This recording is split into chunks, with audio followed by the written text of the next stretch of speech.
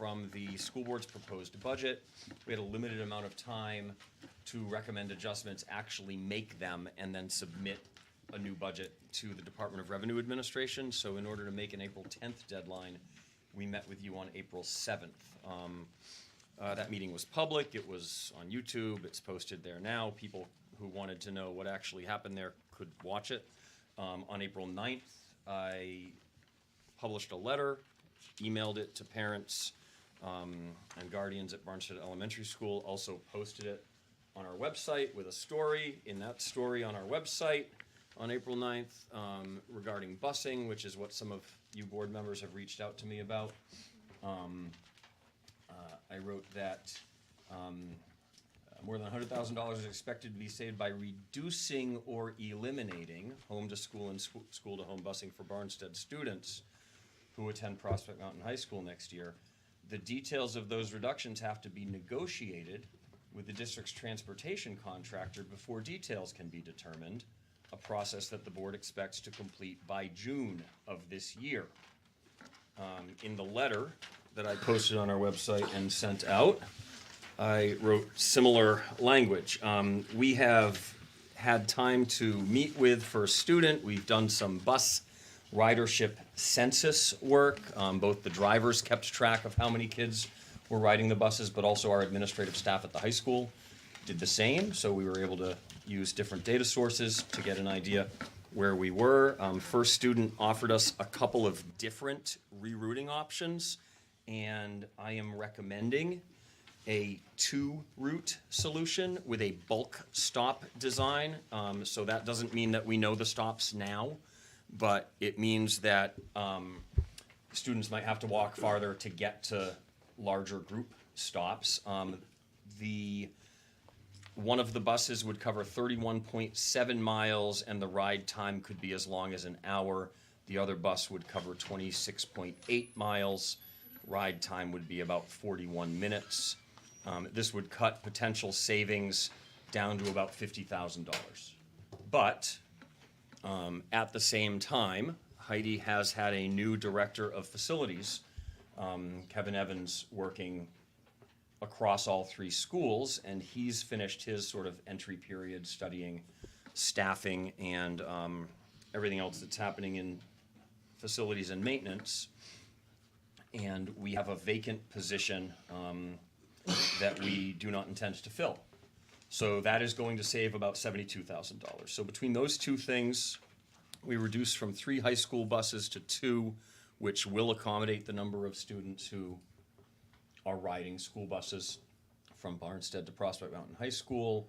We will still have 2 daytime and 2 second shift custodians at Barnstead Elementary School, which should be enough to meet our needs, and we will come within the number that you needed us to hit. We have not brought you an adjusted line item by line item budget tonight because Matt Jazokas and I will continue to meet with First Student. We need to I'm giving you approximate numbers. If you add up the approximate numbers I gave you, they add up to $122,000. Our target was 108. So we're confident that when we get the exact numbers and we propose adjustments to the budget, which you will have to vote on, once a budget's finalized, Heidi or I can make transfers within function numbers. So if there's, let's say, for example, in the 1200s function of your budget, which is special education, we have a line for teacher salaries and we have a line for health insurance, and we overspend a little bit on salaries, but we have a beneficial experience on people who take or don't take health insurance, so we have a little excess there. We don't need you to vote a transfer in that case because it's within the same function. But if we want to take money from the 1200s function and move it into, say, transportation, you have to vote for us to do that. So in June, we'll bring you a final fiscal 27 budget proposal with any function transfers made so that you can vote that. And then that will become the district's final budget for next year. We had to meet a DRA deadline by April 10th, which we did, so that's fine. So I think that was the question that some of you had reached out to me wanting to have answered as early as possible in the meeting. I can finish my report, which would be cool with me. Let's get it done. Well, actually, just a quick question. So, so changing to the 2 bus routes, we don't need a motion for that now? I mean, it's one of those things where, yeah, go ahead. I'd like to have a further discussion in non-public. Okay, we can do that. Yeah, there's a contractual situation with first student that it's appropriate to discuss Right. Okay. in a non-public meeting under the law. Is that a different letter other than AC? No, or it's A? already there. Okay, perfect. And I'd just like to add too, I think the board's done a good job. It wasn't just the money that was cut out of the budget, it was the 66,000 that the Fed's no longer giving us, because Barnstead doesn't qualify, so that's more like $1 million cut that Barnstead Elementary School hit. And for us to, we've cut out dean of students, teachers, and a bunch of other things to try to meet this.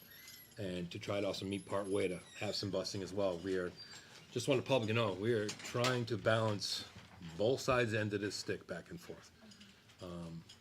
So, just so you know, it's just not just that one piece that was cut out. There was quite a bit of money. Yeah, I know we said it during the annual meeting, so it's not like people didn't know, but Barnstead already had the 12th lowest per pupil spending rate among New Hampshire school districts before proposing this year's budget. We won't know until next January where this year lands, but for 24-25, we were 12th lowest in the state. The previous year, we were 11th lowest, so it's unlikely that Barnstead will become one of the higher spending districts in the state on a per pupil basis, even if these cuts had not been made. So you're already, pretty close to the bone. The rest of my report is regarding the SAU Merger Planning Committee that was approved by both the Alton and Barnstead annual district meetings. 2 members of that committee are appointed by the school district moderator, so John Savage and Stephanie, I can't read my own handwriting, so I apologize if you're here or if you're watching, but I think it says Tamula, will be 2 community representatives on that committee, and as the budget committee representative, Hillary Henry will be serving on that committee, and under action items tonight, we're asking you to appoint 2 members of this school board to serve on that committee. So those 5 people will be matched by 5 people in the same roles from Alton. And we will have the first meeting, an organizational meeting of the SAU Merger Planning Committee, I think during June, and then make a plan with the group to go from there. I don't And want that's to my work for my wife, so No, I'm you good. can't do it. All right, we'll do that under action items. Anything else, Tim? That's it. All right, thank you. So now we have approval of minutes. I'll take a motion on the annual meeting I minutes. make a motion to accept the March 21st, 2026 annual meeting minutes. Second, All in favor? I have a comment. Oh, yes. Sorry. I'd like to thank Sarah and Debbie for all the work they did to help Mr. Eames complete the minutes. 100% agree. All right, now all in favor. Aye. All right. Make a motion to accept the public meeting minutes of March 21st, 2026. Second, Any comments, questions? No? All in favor? aye. So I see in our packet, there's a public one for the 7th, but on the table here is also non-public, so I'm gonna make a motion for both. Okay. I make a motion to accept the public and non-public meeting minutes of April 7th, 2026. Second, Any comments, questions? No? All in favor? aye. Perfect.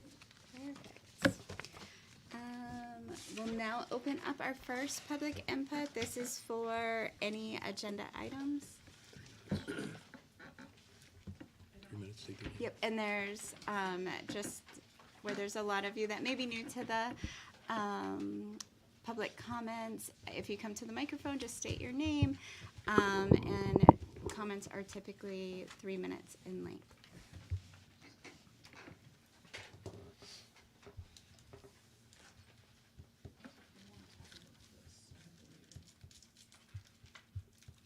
If it's on the agenda, you can talk about it. Yep. Yep, yeah. All right, sorry. It's all good.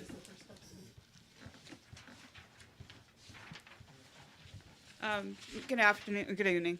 My name is Brittany Fortin. I'm a parent in Barnstead, and I also serve as an educational surrogate for children in foster care.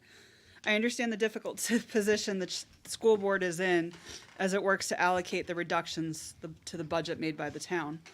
My concern is that the long-term educational, legal, and financial consequences of eliminating Eliminating or reducing high school transportation in a rural community like ours may not have been fully understood during this process.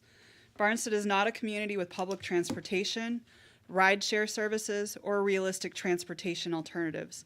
I have personally explored private options in the past. They don't exist. Transportation providers told me that they cannot legally even contract directly with parents if they tried to join together. During this district's deliberative session with the town, the superintendent himself discussed the high costs associated with alternative transportation for special ed and the lack of local transportation options. I believe that further supports the reality that practical alternatives do not exist in our area. Most ninth graders and many 10th graders cannot legally drive, and for older students, transportation is still financially out of reach for many families once driver's education at $900 plus, insurance at $1,600 plus, and vehicle costs are considered. We also need to consider families where parents themselves may have disabilities, medical limitations, or work constraints that prevent them from reliably transporting students. Winter conditions will make these barriers even more significant. Research has shown that reliable transportation is tied to better attendance and reduced chronic absenteeism. And for some students, transportation is simply not a convenience, it is an access issue. Under IDEA, Section 504, and foster care protections under ESSA, some students will still legally require transportation in order to access their education. I am concerned that the district may ultimately incur many of these costs anyway through IEP, individualized transportation requirements, legal disputes, alternative placements, and truancy-related interventions.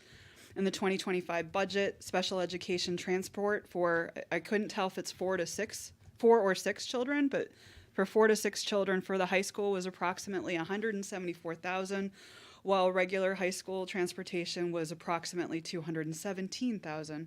I would encourage the board to continue to consider whether restructuring routes across the district may be more sustainable than eliminating them entirely. I do not believe one bus with central pickup locations will be feasible, particularly in the winter. Some children already have quite a distance to walk. Finally, New Hampshire law under RSA 189.6 allows the Commissioner of Education to direct transportation for grades 9 through 12. I have written to the Commissioner, Caitlin Davis, regarding the issue and encourage other residents to do the same. I recognize that the difficult cuts must be made somewhere, but I strongly encourage the district. So it has been 3 minutes, but I just want to clarify because I have don't. like 1 sentence left. I don't think there's a full understanding. So at our last meeting, we talked about possible places to cut, and high school busing was one of those things because it's one of the only places that it's not a legally mandated cost. Mm-hmm. And we were looking at between some state funding reductions as well as the reductions at the meeting, close to $1 million that we had to shrink the budget by. With that being said, the reason why we had Tim go first is because we had asked him to look at other options. And so, Sorry, I missed the first couple. Well, we're still we need to go into non-public at the end of the night because there's contracts issues that we need to discuss.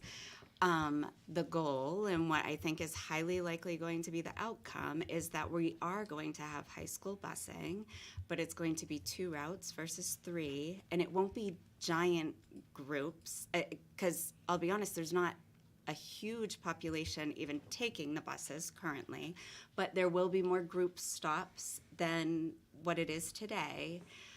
But we had to do something. So we all agree that we need high school busing. We understand. Okay.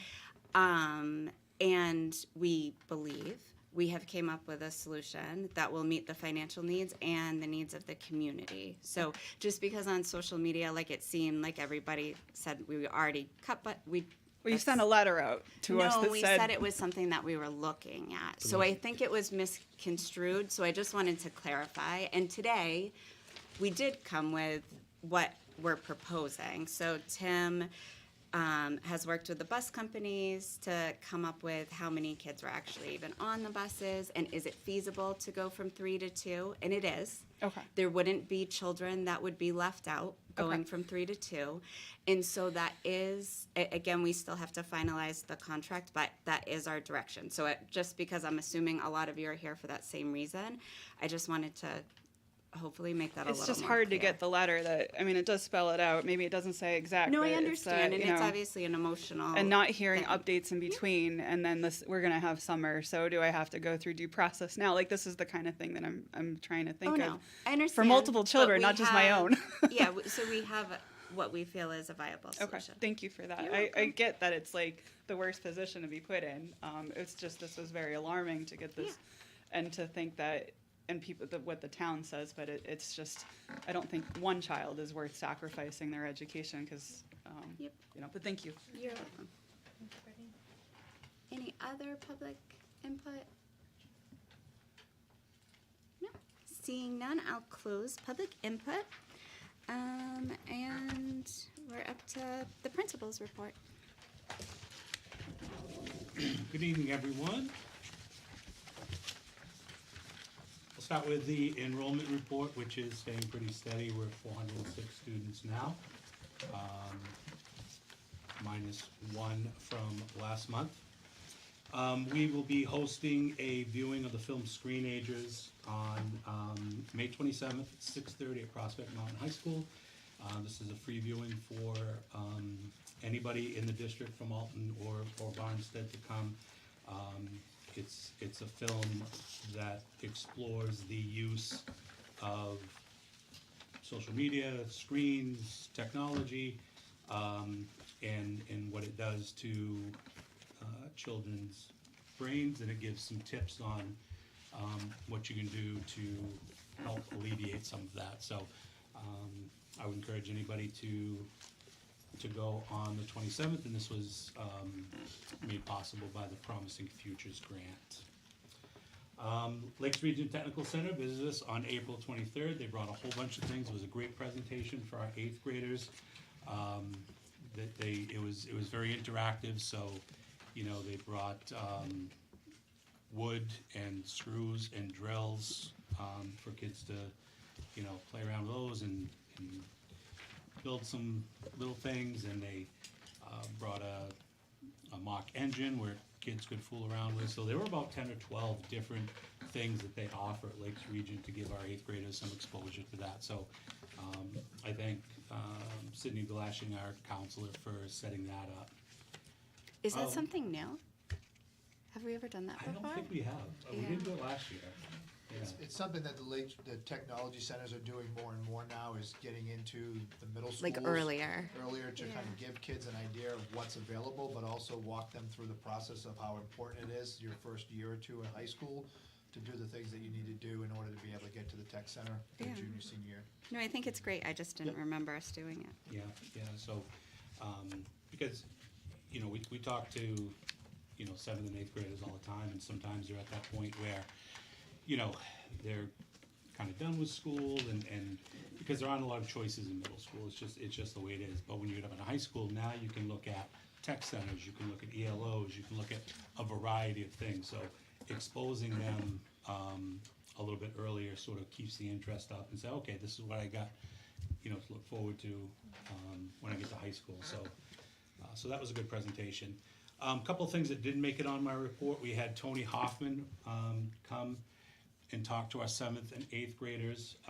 This was also funded by the Promising Futures Grant, and he basically told his story of going from prison to the Olympics. And you know, it was a 70-minute presentation, but there was a lot that he packed into it. So you know, he talked about the choices that he makes, and he talked about the importance of building relationships with adults.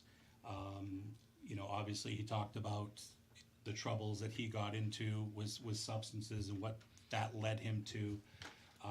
He talked about, you know, grit and resilience. So, you know, it wasn't just, you know, don't do drugs. It was a really in-depth presentation. And I, you know, checking in with some of our kids, it really made an impact. Several of them asked to speak to the counselor afterwards, and so it was, you know, I think it was definitely well worth it. Yeah, it's just a comment. So my son's in 8th grade, and he was like, "We had this speaker, and I didn't think I was really gonna like it because I forget which sport he does, like BMX or Yeah, something." yeah. And like my son's not into BMX, so they think like it's not gonna pertain to me. And he was like, "But he was a fabulous speaker, like, and the stories he told, and just yeah, like I think they all kind of had some good takeaways, and he clearly like." Captured their attention, which in and of itself is difficult with 7th and 8th graders. So, yeah. Yeah, no, it was great. We are in the middle of our SAS testing. It's going very well. We haven't encountered any major issues with technology or anything like that, and we started last week, and we're still in the process of doing first round and then makeup. So we're staying on schedule and on track, so. A discipline count is right there for you to see. The average number of referrals did drop a little bit in April, but it's staying, fairly consistent between that 5 and 8 range. And then our student support team saw 3 new referrals this year and was able to progress monitor on 7 of our students. There's any questions? Thank you. Do we have a special education report in the packet? Is there one in there? Do Sent it. oh, it's just our packet's a little out of order. He's here. The problem is the packet's out of order. It's still double-sided. No, It's just out of order.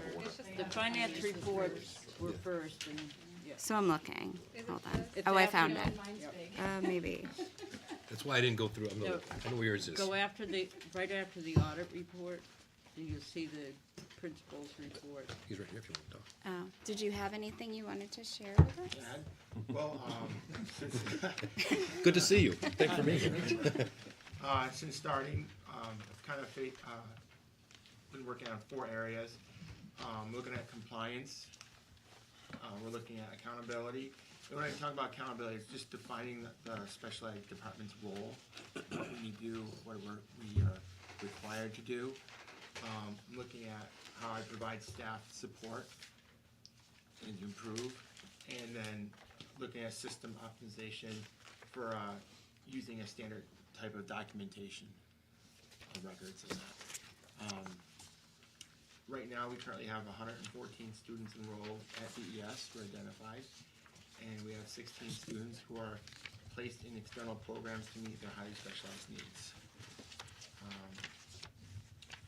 And basically to ensure the stability, I've been providing staff with direct support and trying to mentor them and facilitating a transfer of knowledge and student records. Any questions? All right, thank you. We have our buildings and grounds report.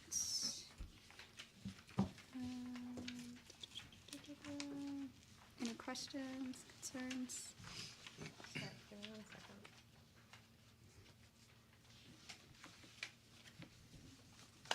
you find it?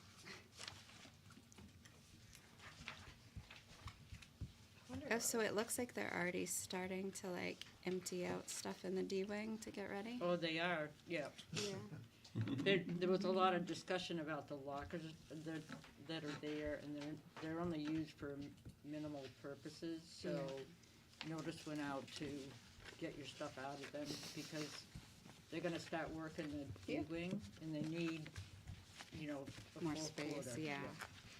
Perfect. Actually, we'll jump right into your report, Eunice, if you've got anything on the construction. Well, we've had 3 meetings since our last board meeting. Work continues everywhere. The new cisterns for the fire suppression system have been installed. We continue to work with W.B. Mason to determine what the new furniture should look like, and we're actually going to do it in 2 pieces. One piece will be a small one but all the same type of furniture, but it'll be for the new offices that we put in over Oh, the by- ones that are open Yes, already over there? Yes. Matt Dumont and his team have been doing an outstanding job on identifying the information technology information or services that we need, and one of those is a sound system for children that have a handicap for hearing. Right now, we're using portable devices for that, but Matt was able to get us estimates for outfitting 5 or 10 classrooms, so we're still waiting on a decision on how we're gonna proceed with that, because it would be a contingency for that. Inspections are continuing on schedule. They've all been done for the drywall in the new area, for the new classrooms and, Is there already drywall in there or not yet? yes. Oh, there is? The temporary freezers are gone, and the new ones are installed and up and running. Little tuning is gonna be needed, but they're up and running, so, and the food is in them, so that's good. Which gets us right to the kitchen, and work has started in the kitchen area. The wall's been put up in the cafeteria for the temporary area. And all the equipment is gonna be moved out. And I think Heidi is working with Kevin and Sam to see what we might be able to sell, or what we have to put in a dumpster. Oh, for equipment. Yeah. Yeah. Heidi has actually sent an estimate for the work that we need done on the pavement from the modulars, so we're still waiting for an answer on that, but I'm not gonna hold She- my breath, but hopefully they'll come through.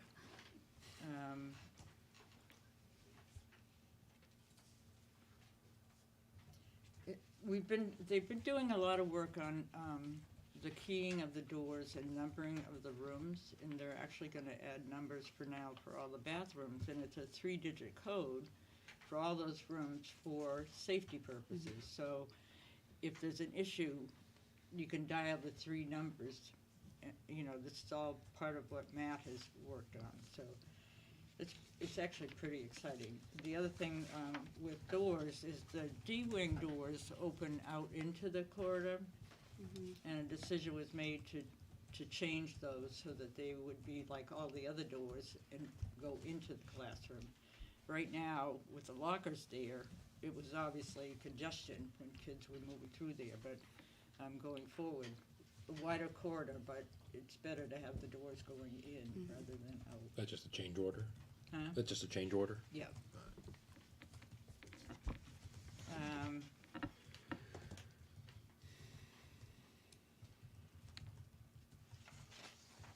I think that's about it. And I saw they put it in the buildings and grounds, but they did take out the really rough dugouts in baseball. We've Yeah. got some temporary tents, but eventually there will be new dugouts. Right. I did see that in his report, and they've done a lot of emptying out the church area too, and I believe Tim has asked for an estimate for the church for a new roof, and just an estimate, new roof and actually siding for the building, so. And windows. And Yeah. windows, that's right, why would you do siding if you Did You get still have colored quotes windows? On replacing the roof, about $25,000. These are things that I'll probably be bringing to you in June to encumber. The roof, the heating system on the church side needs to be replaced, which is about $18,000. And the dugouts, we did get one quote, but we're going out, it was $19,500, so we're gonna go seems out super and see if we can get other quotes. That's what. Yeah. So I don't know if we would want to do this, but I was at the Allenstown school, and I mean, personally, I feel like I'm always cold, so I don't know if I love it for that reason. But what they did at their baseball field is they have black fencing, like around the field, but then the dugouts are just the black fencing, and it actually looked great. It doesn't provide, it did have like a roof, but the sides and the sides, back, front of the dugout were just the fence. Which, that was an option, but we were looking to basically mimic what the softball. Yeah, for consistency. Dugouts. Yeah, We'll look at it. That quote was just simply too high Yeah, to that's start with. I mean, crazy. we have, it's not policy, but I publish guidance requirements around procurement. Even if we're close to, if we're spending less than $20,000, we solicit 3 quotes using identical specifications. So that's one, that's not enough. We've got more work to do. yeah. And I mean, the $20,000 dugouts for dugouts is haven't not right. matched for years, so I think any improvement is a win, and if we can keep it to budget, that would be. It's not crazy how expensive stuff is.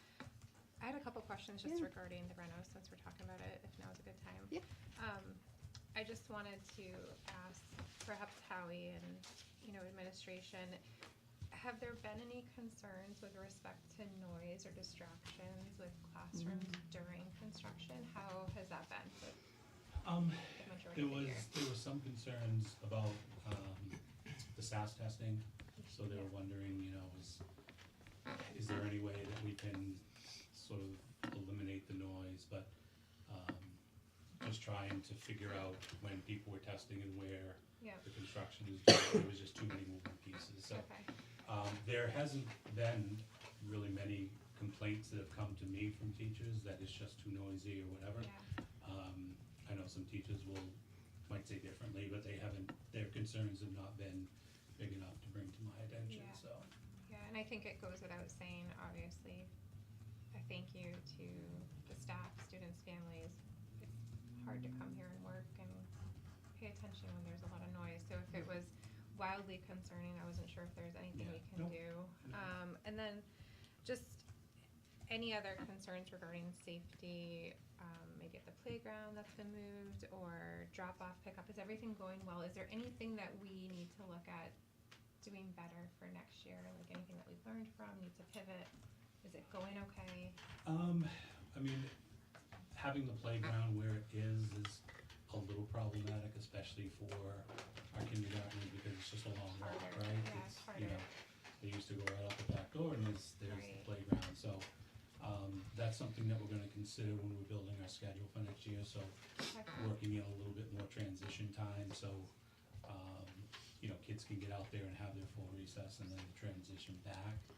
So, it's certainly gonna be better, the playground's gonna be where it is for next year. Right, right, Playground will be pretty much the last thing that goes in, which will be a year from now during the summertime, so probably July or August of '27, so, but like how they're getting over there, there's no concern, like, I don't know, so I just wanna yeah, make I sure mean, there's nothing that we need they're, to redirect or.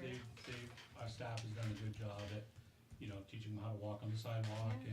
and, they all walk in front of the cars and, in front of the parked cars and they make their way over and, there's always the question of staffing, as far as supervision. I mean, nobody's ever out there alone, but we could always Sure, use, sure. more staff. We just, don't have it at this point. That's really the only concern. And then when we are short, they'll call and one of us will go out, provide extra supervision or whatever, so. I will say, like, I've been here before, like, even during the day to, like, have to drop off something or pick up a kid. And it does always look very organized. Like, because you'll see, like, the little line walking. yeah. Like, they do look very organized. I'd like to add too, Milestone's been great to work with. If there's ever a concern, whether it be noise or pick something, they're on it immediately and it's taken care of. It's never a, well, let me look into it, it's okay, we'll take care of it. No, and it's that's done. good to know. I mean, I'm inconvenienced with Yep. the furniture delivery. Do you know what I mean? Yep. So there's a lot of patience that goes, from all parties. And if there was anything that we needed to get together and think about changing, maybe this didn't work as well as we'd hoped or whatever, I just wanted to get your opinions. And, we'll have to look at drop off for next year because it's gonna change, so hopefully, Okay, it'll be done where the people that are over by the Barnstead Yeah. Country Store, Yeah. go around, you know, the back of the school, so, you know, we'll have to work out, you know, I don't know, I know there's a specific, one of the new drop-offs in the back of the building is kind of the middle school area, so I don't know if we're gonna have everybody get off the bus there, or drop middle school off and then go, so I don't know that right now, so those are just details we're gonna have to figure out once we get a little bit closer, and what's the easiest thing to do, where kids need to go, and Sure. and whatnot. I will say that my impression of Milestone is they're very concerned about the kids and the staff and safety.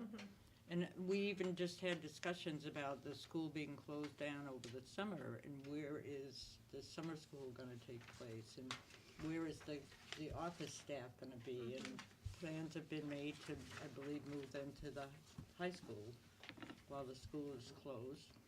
And deliveries are gonna go to the church, so, you know, my point is that Milestone is always thinking about making it almost seamless for our staff and our administration, so.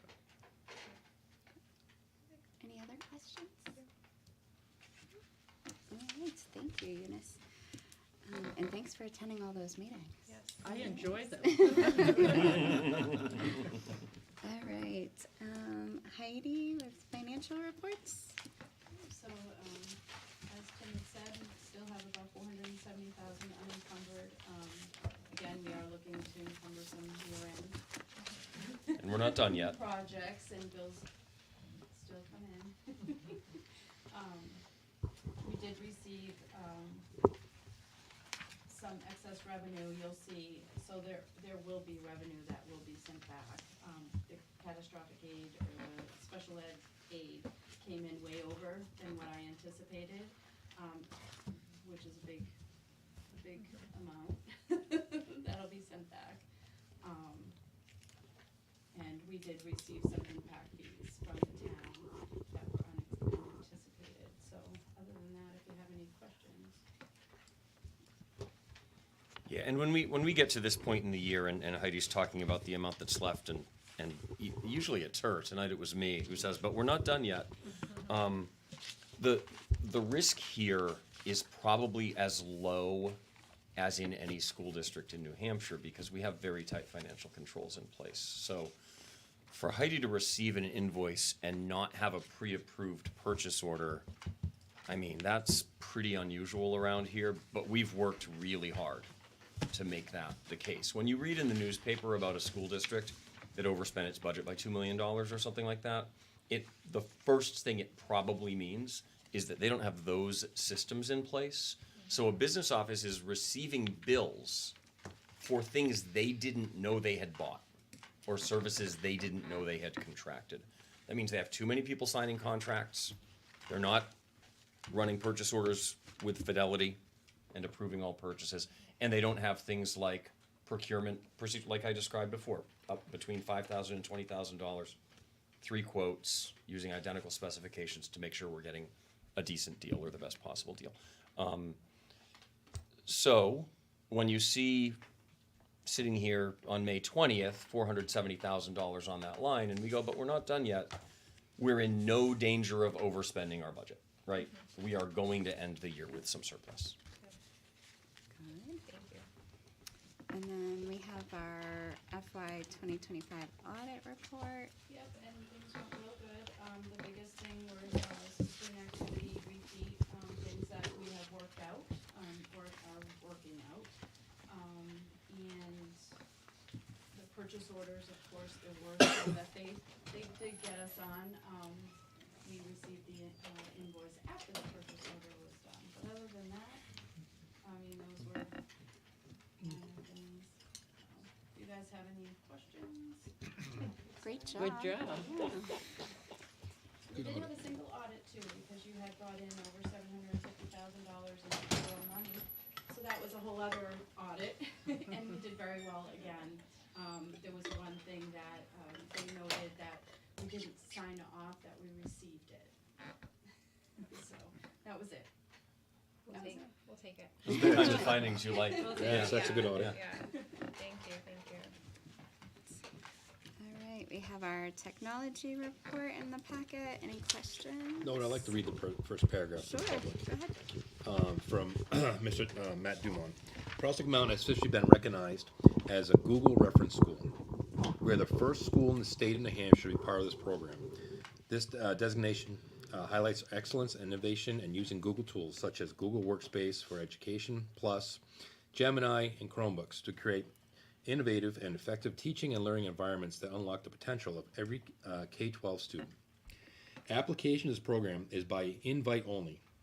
After nomination by Google, we had to go through an application process that was extensive and covered many, many different aspects. Certified staff, Google admin settings and configurations, successful use cases, integration of AI, integration of Google tools, etc. Currently, there are only 34 Google reference schools in the United States. Phil Genta played an important part of this process as we built our case study around the K-8 digital curriculum that he helped develop with us. He also appeared in the case study video. His work in doing digital skills education this year has been amazing. And we just wanted to make sure everybody knew that Phil works here and runs the media center down here and everything else. And I like Phil, he's a good dude.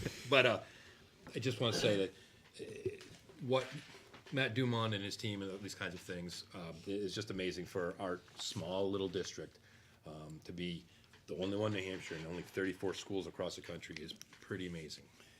Thank you for doing that, Mr. Henry. It also doesn't mean that we are overachieving or doing too much. It means we are complying with laws and regulations that too many schools and municipalities are failing to comply with.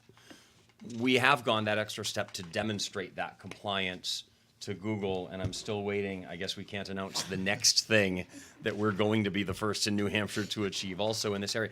But it's because we're complying with laws that every district is supposed to be complying with. Some of you might remember a couple of years ago, I want to say it was Nashua, had a data problem. They lost access to their data. They had to hire somebody to deal with a ransomware situation. There was a vulnerability through their HVAC control system.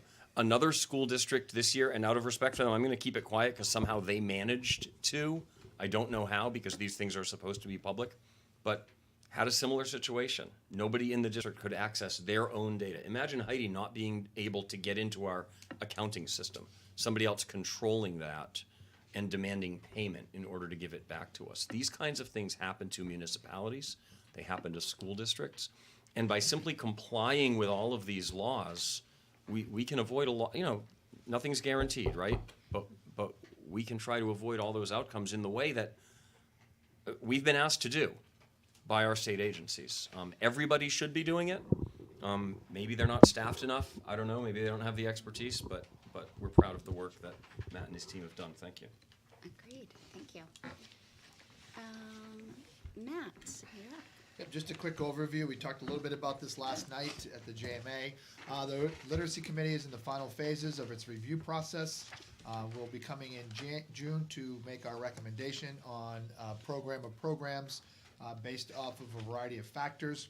Our teachers who are participating in the literacy pilot will also complete a comprehensive survey. We had the committee who went and did visitations to schools. We'll have the pilot people give us their feedback as well, plus the deep dive that we've done, collect all of those pieces of it, and that will help us determine which program we want to move forward with. So it's an exciting time to be at this point. It's been a long process, a 2-year process, but it's been a process that I think has been necessary to really engage all of our faculty in both schools and even at the high school level as we walk through this. It's a big undertaking.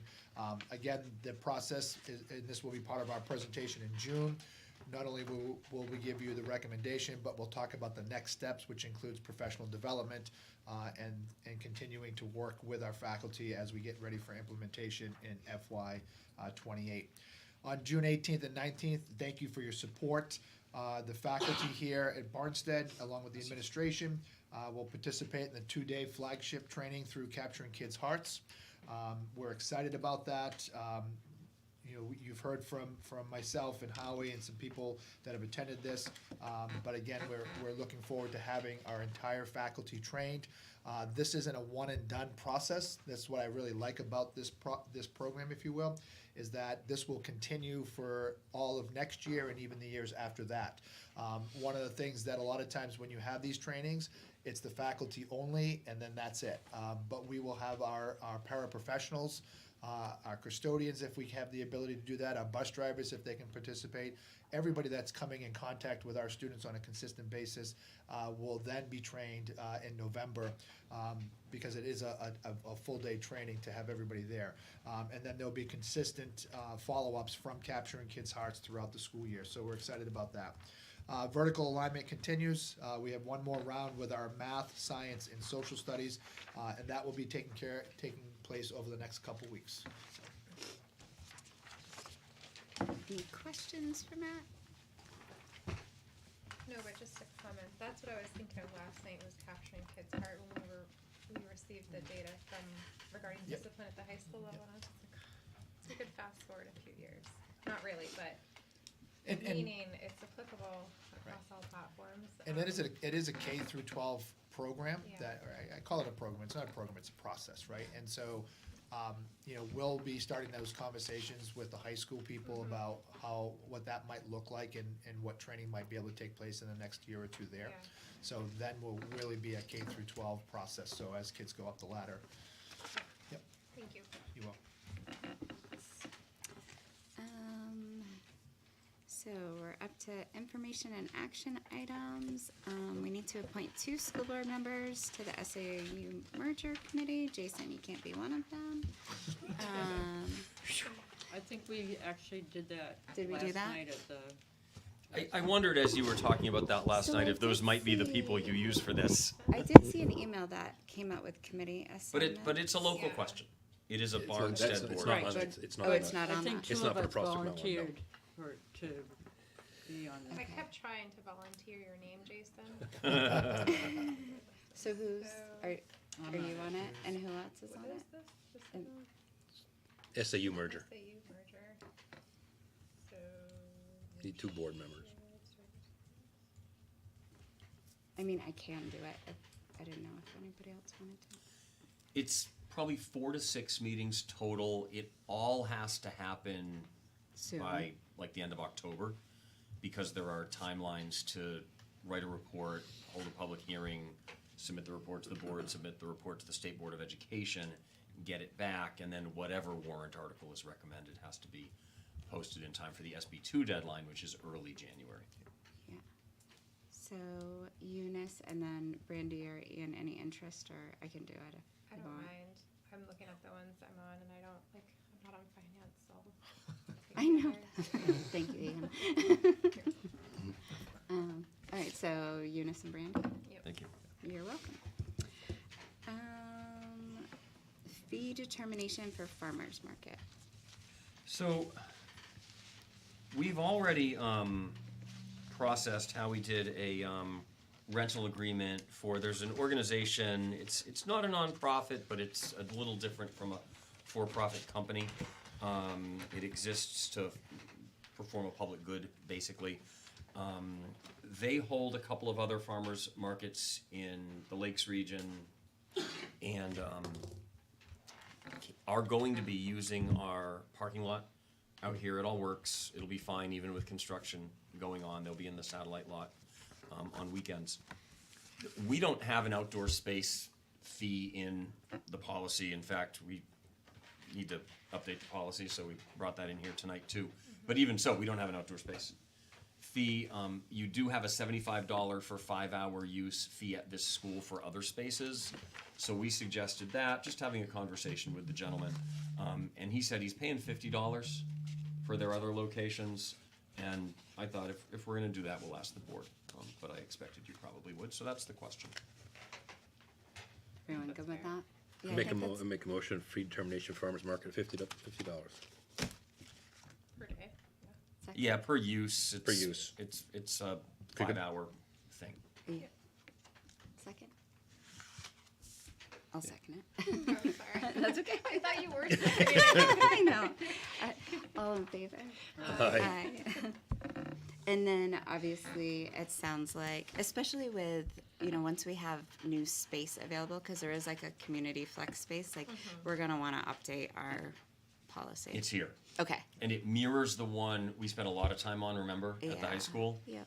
So it's identical. Okay, perfect. And you are going to need it once this building is completed, right? So. Oh, yeah, it's right there. Yep, it's right I there. should have just read ahead. Thank you. Okay, we have a landscaping bid. I'll make a motion to reaffirm our votes that we did via email to give the landscaping bid to the Sharper Image Landscaping for 2 years at $15,000 each year for May and June of 2026 and for $4,200, No, right? I'm just well, reading what's there. so I May think and June is $4,200, and then each the year. Each year is coming $15,000. to- Yeah, yeah. Exactly. All right, so $4,200 for May and June and the $15,000 each year. Second. Any questions, comments? No? All in favor? Aye. Perfect, and now we have policies. Is this one a first read or is it first and second So adoption? we put it in as first, second, and adoption because it is the exact same policy and procedure that we spent a ton of time on a couple of years ago at the high school. Oh, yeah. Yeah. So if you're okay with it, just adopt it. And if you're not, and you wanna see it 3 times, we can do that. I'll make a motion to adopt policy KF-R, community use of school facilities. Second. Any comments, questions? No? All in favor? Aye. Aye. I'll make a motion for second reading and adoption of JLCC head lice, Good luck. yeah, good luck. Pediculosis. Ridiculous. I don't wanna say it wrong, so. Any questions, comments? All in favor? Aye. All right, 2025, 2026, last day of school. You wanna take this, Matt, or do you want me? Sure. I don't know what that means. It's a, sure. The last day of school will be the 17th of June. That'll be a half day for students. That'll allow faculty and staff to finish cleaning up their rooms and everything else prior to the 18th and 19th training for Capturing Kids' Hearts. So. Do you need a motion on that?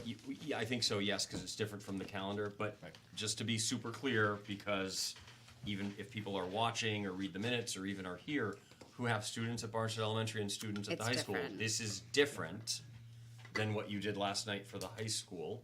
We received a waiver from the State Board of Education preventing us from having to bring the high school back on Monday, the 22nd or something like that of June. So they're going to school through a full day that Friday, the 19th, but school here will conclude with a half day on Wednesday.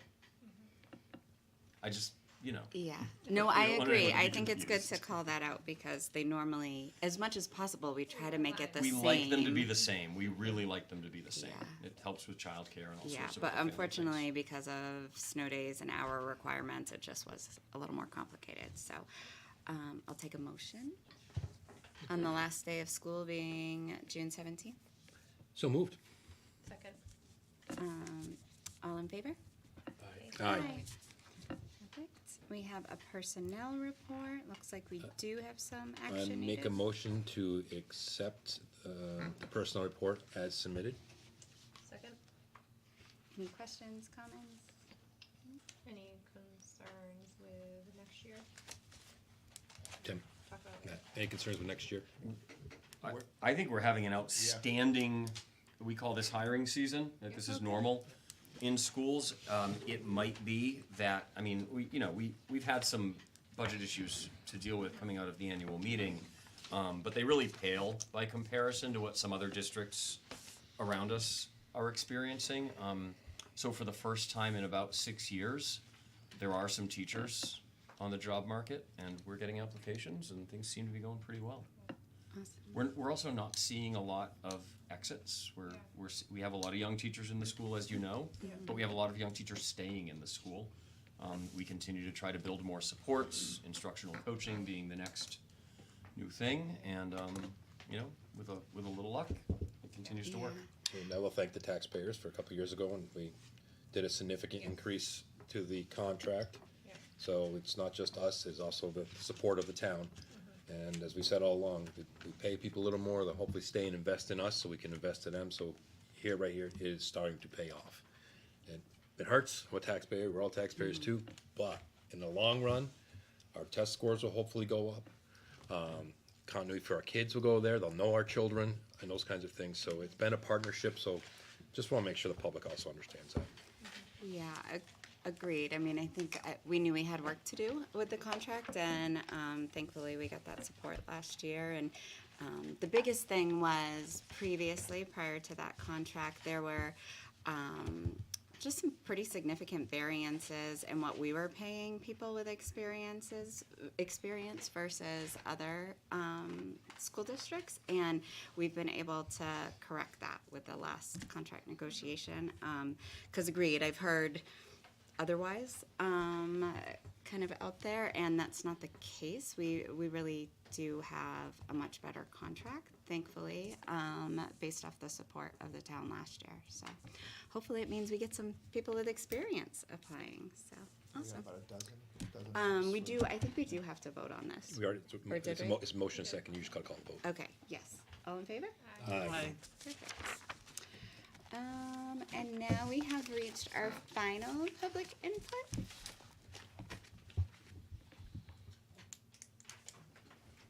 Again, state your name, and there's a 3-minute limit. Go ahead. Hi, I'm Sherry Bowden. I'm South Barnstead Road. Actually, my comment is to the elected officials. I know you guys are doing your job. That's great. In regards to the meeting that we had in March, I mean, I think the only thing missing from that meeting was probably the pitchforks. And it's a terrible position for you guys to be in. I get it. But I know you've got to balance your line between the school, the superintendent, the students, obviously, but also the taxpayers. So I wanted to get up and speak to that because I know you guys are making decisions to do some hard work. I get that. But you're going to have another budget coming up in December, I think. And we talked briefly about the high school. And I guess there's not a lot that we as taxpayers can do about the high school when we go to a meeting in March.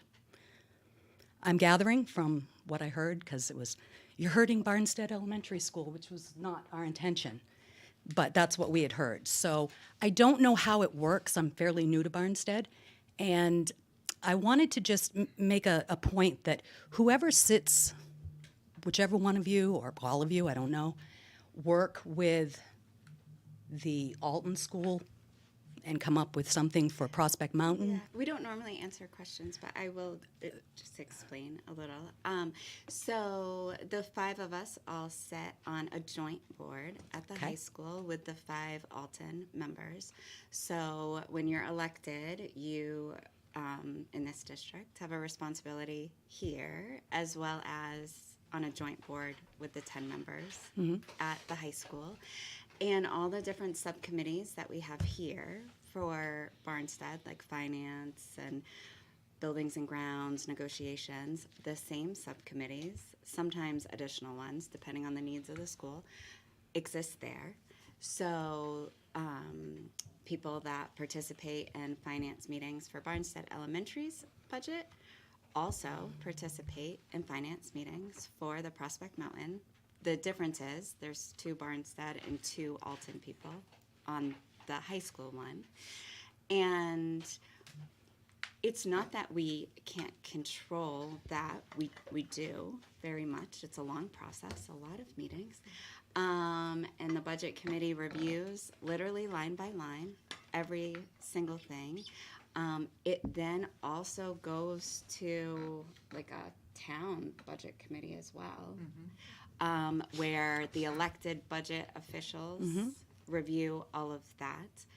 And so that same process takes place with all 3 budgets. So there's Alton, there's Barnstead, there's Prospect. But when you're voting on that bottom line budget, like we have an obligation to, so Alton passed their budget. the high school, and maybe Eunice, you can explain it better, but like how The high school is funding actually works. a contract. I mean, it's a joint maintenance agreement. Okay. And we pay for the operating expenses, or paying for the operating budget based on enrollments. Right. So this year, Barnstead has more high school students than Alton. So when we have more students, our costs go up. Of course. And that's not anything that we can control. I mean, that's contractual. And I understand that. And I do know that there are several budget committees, including one here for the town, because I sat in on that budget. What I guess was my concern is that during that budget committee, there was $31,000 cut out of the budget committee from your budget. That's not even 0.15% of the budget. So I'm asking you guys, as elected officials, some of you are new, some of you have been here a lot longer, to think about how it affects the taxpayers as well as the schools and the students. It's a three-part process here, probably even more than that. I'm not a school official, so I can't speak to that. But a $19 million budget, and I understand the argument that Mr. Broderick makes repeatedly about us being the lowest cost per student. However, that number's derived from removing all of the special education costs. I, as a taxpayer, have to pay that special education cost, even though it's allowed to be removed to figure the cost per pupil. So you have to look at the big picture, and it's a difficult situation.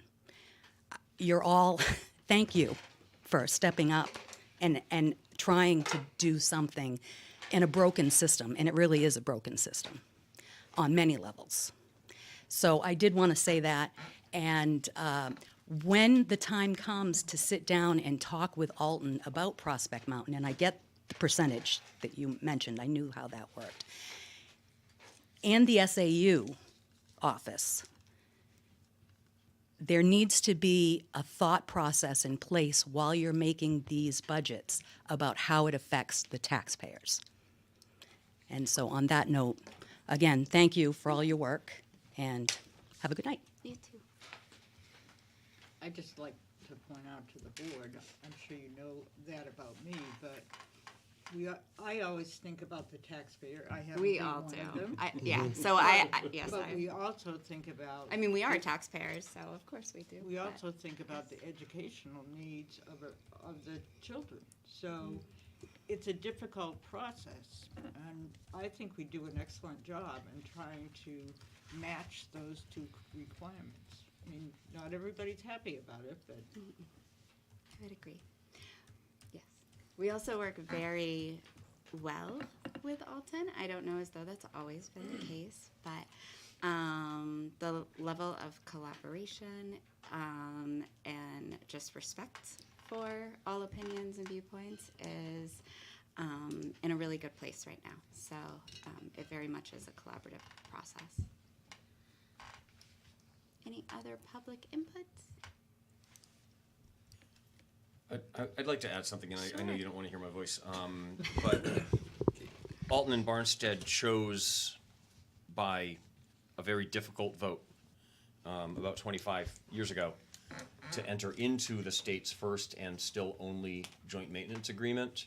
A lot of school districts that have regional cooperative district governance will tell you at length why they don't like that system. Folks who I grew up in the Kearsarge Regional School District in New Hampshire. Its governance model has not changed since those days. My parents used to take me to the annual school district meeting in the Kearsarge Regional High School gymnasium, where folks from 7 towns showed up, and the majority of raised hands made decisions. So no matter how many people from Warner came to vote with our pocketbooks in many cases, because Warner is not one of the wealthier communities in the Kearsarge district, people from New London and Newbury could roll in and win every vote. And those are much wealthier communities. So no system is a perfect system. Thank you. All right, I'll close public input. Let's talk about future agenda and follow-up items before we do non-public. So we'll have a formal update on the proposed budget reduction. Yeah, I think a final budget with a vote to transfer, right, Hetty? We'll get the, because we want to go into the year with a budget. We Agreed. don't, as you've seen, Heidi reports overages and underspends by line item. We don't mess with the budget once it's established. Like, this is weird for us, but these Yeah. are the circumstances we're in. We'd like to have that done. Perfect. A hiring update on any openings. Of course. And the buildings and grounds, that doesn't, We already did. okay, that's good. Obviously, we'll probably have another construction update. Our next meeting is June 24th, so we'll If also. that's okay, so that's a week out, as we've done Yeah, sometimes in is the that past. It's okay with not you the third guys? week of the month. Yeah. I mean, But it allows I- us to have our financial stuff done. Yeah, I think it may also be good because we'll be able to hear about like the end of school, and there's quite a few events and stuff, as well as Summer The- plans. the Summer what? plans for building. summer plans for the building, and Yeah. to hear how the Capturing Kids Heart went for the teachers as We well. may have an extra spot, so if anybody from the school board is interested to attend the On 2 training, days. let- Yeah. If you have the spot, I'd love to have somebody on there. Yeah. You have to have a caring heart. I have a caring heart. You're probably excluded. She qualifies. You don't qualify. That's not a prerequisite. I love the kids. It's like coaching. Take good notes, Jason. All right, so the open invitation if anybody. Just shoot me an email and Is I'll get you on the available. list. Thank you. Awesome. I don't think I could take that time off from work, but I think it would be a great opportunity. It sounds like it's gonna be a really positive thing, so. Anything else for future business? All right. So I will take a motion to go into non-public. Make a motion to go on non-public on RSA 91-A:3, going under A, C, and E. Second? Roll call? Yes. Yes. Yes. Yes. Yes. And who do we need?